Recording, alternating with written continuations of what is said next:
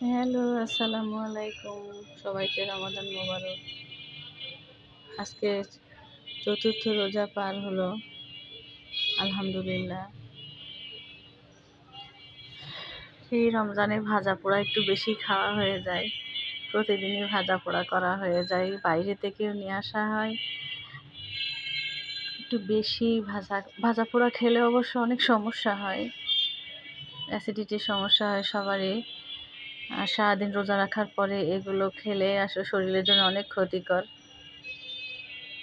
তারপরেও কেন জানি না আমরা খেয়ে ফেলি, না খেলে ভালো লাগে না।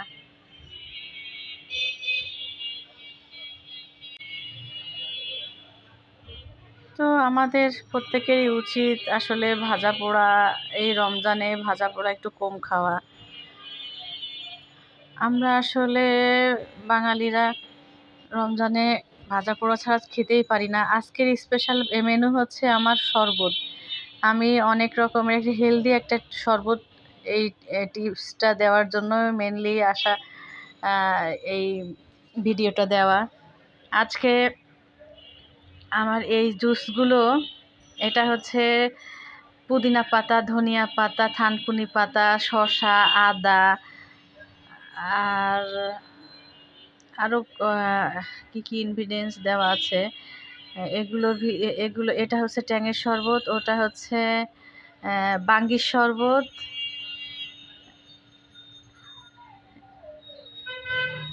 এটা বাঙ্গির শরবত। বাঙ্গির শরবতটা শরীরের জন্য অনেক উপকার।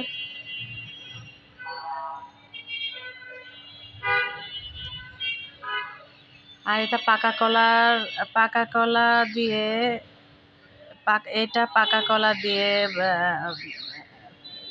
বেগুনি বানানো। এটা ভালোই লাগছে খাইতে। হ্যাঁ, এটা নতুন একটা রেসিপি।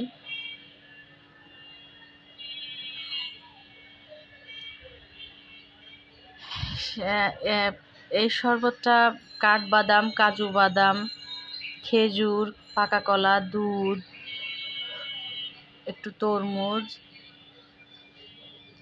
এটা দিয়ে এই জুসটা তৈরি করা। এটা শরীরের জন্য অনেক হেলদি একটা জুস।